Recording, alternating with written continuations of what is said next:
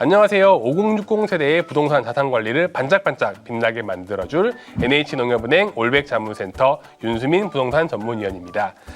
지난 시간 저희가 은퇴 세대의 주택 자산 관리에 대한 고민을 함께 해결해보는 시간을 가졌는데요. 오늘은 그 두 번째로 상업용 부동산에 대한 이야기를 함께 나눠보려고 합니다. 오늘도 특별한 게스트를 모셨는데요. 퇴직연금부터 WM까지 농협은행 자산관리 전문가 박현주 부장님을 모셨습니다. 환영합니다. 네, 안녕하세요. NH농협은행 WM 사업부 박현주 부장입니다. 우리 NH농협은행의 자산관리 전담 브랜드 올백 자문센터의 부동산 전문위원과 농아띠들이 갖고 있는 고민들 속 시원하게 해결해 드리도록 하겠습니다. 네. 저희 자문센터에서 연말에 주로 은퇴하시는 분들에 대한 상담을 많이 진행을 하는데요. 여기서 상당히 많은 비중을 차지하는 상담 중에 하나가 상업용 부동산입니다. 사실 은퇴 세대가 집도 있고 월 수익이 안정적으로 나오는 상업용 부동산도 갖고 있다라고 한다면은 가장 행복하고 안정적인 상황이다라고 생각하실 수 있는데요. 하지만 부동산이라는 게 원래 있어도 고민이고 없어도 고민이지 않습니까? 맞아요. 특히 제 나이 때쯤 되면 대화의 주제에서 꼭 빠지지 않는 것 중 하나가 상가, 오피스텔입니다. 누가 어디를 어떻게 분양을 받았네, 입지가 어떻고 개발이 어떻고 그런 이야기를 듣다 보면 사실 나도? 라는 생각을 하게 되죠. 아무래도 은퇴 이후에는 현금 유동성 확보가 상당히 중요한데요. 부동산을 이용한 현금 흐름 창출이 가능하기 때문에 상업용 부동산이 5060 세대의 은퇴자산 원픽이 아닐까 생각을 합니다. 자, 그러면 본격적으로 은퇴 후 상업용 부동산 자산 관리에 대한 이야기를 나눠보겠습니다.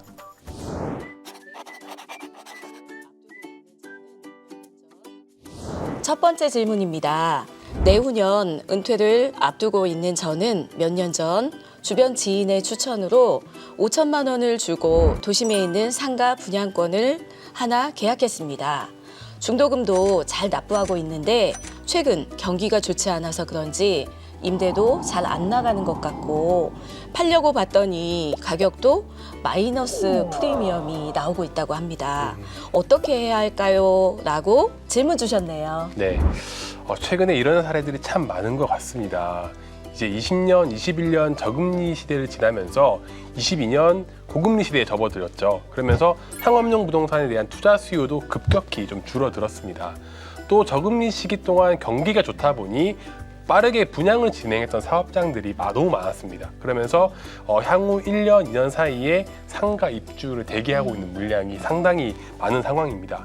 그래서 분양 계약을 체결하셨던 분들은 지금 좀 많은 어려움을 겪고 계시죠.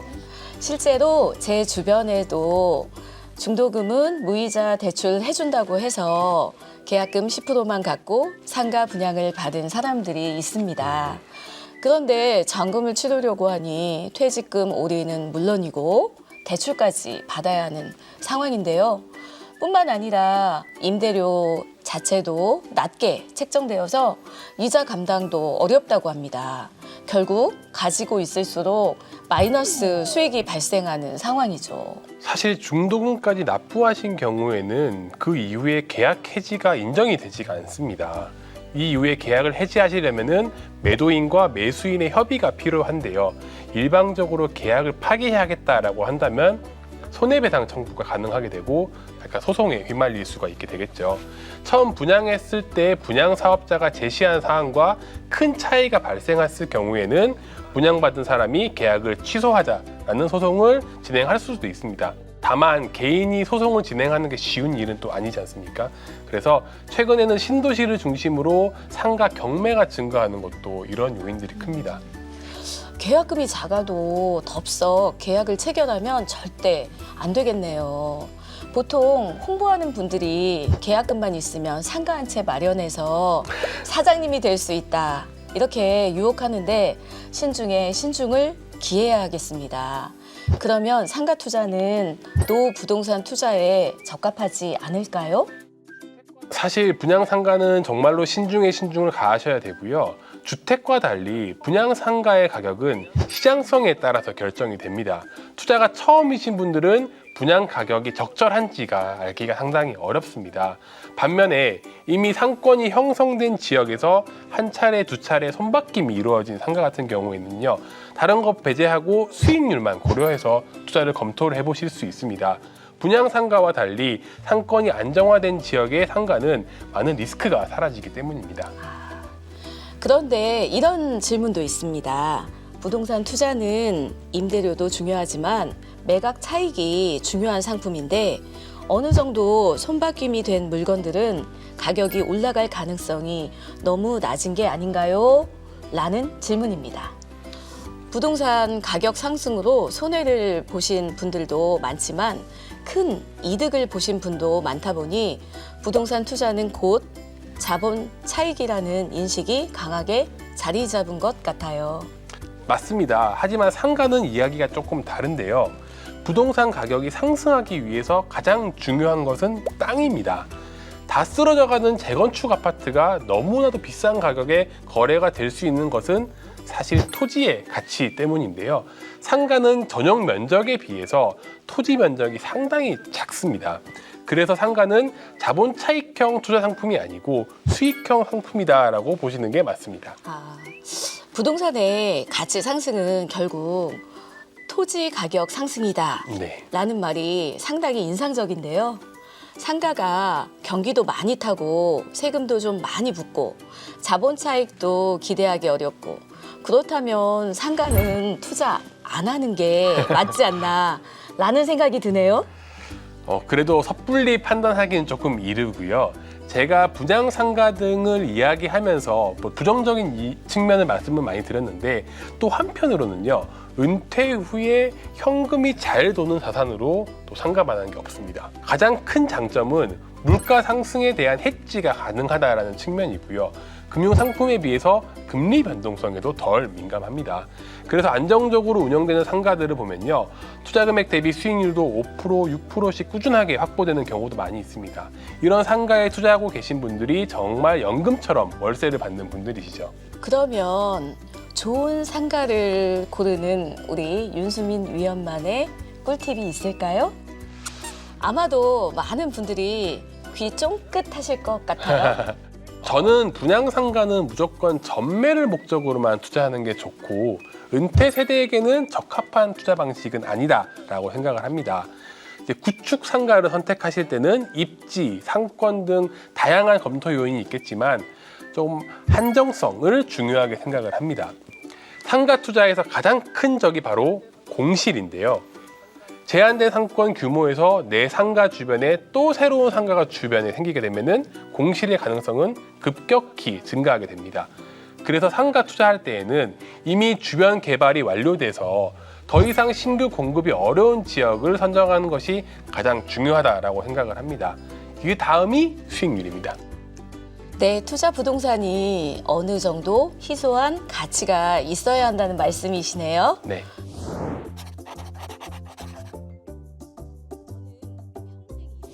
저는 평생 일해서 모은 노후 자금 7억 내지 8억 정도 보유하고 있습니다.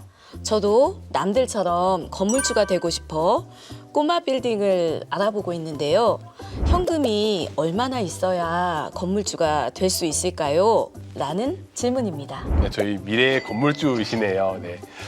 저는 업무 특성상 이런 궁금증을 가진 고객들을 상당히 많이 만나게 되는데요. 지역별로 가격의 편차가 워낙에 크다 보니까 딱 정답은 없습니다. 다만 수도권 주요 지역에서는 안정적인 상권을 가진 지역 꼬마 빌딩을 구입하실 때 최소 2, 30억 정도는 이제 가격이 형성이 되어 있다라고 말할 수 있고요. 왜 수도권 및 지방 주요 지역을 말씀드리냐라고 하면은 꼬마 빌딩은 사실 자본 차익에 대한 기대가 큰 부동산입니다. 그렇기 때문에 수요가 꾸준히 유지되는 지역일수록 가격 상승이 어느 정도 발생할 수 있기 때문입니다. 꼬마 빌딩이라고 해서 가격이 다 올라가는 건 아니고 수요가 어느 정도 유지가 되는 지역에서 가격 상승이 가능하죠. 수요가 점점 줄어드는 지역이라면 아무리 꼬마 빌딩이라 할지라도 가격 하락 가능성이 점점 커질 수 있다는 것도 감안해야 할 것 같습니다. 그래서 10억 정도의 자본금을 보유하신 분들이 꼬마 빌딩을 구입하시려면요, 대출 의존도가 높아지실 수밖에 없습니다.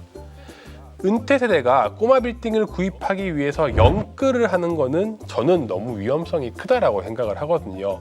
그리고 이 정도 가격대에서 워낙 경쟁자가 많다 보니 정말 좋은 꼬마 빌딩을 찾기도 사실은 어렵습니다. 그럼 이분들은 건물주가 되는 걸 포기해야 하는 걸까요?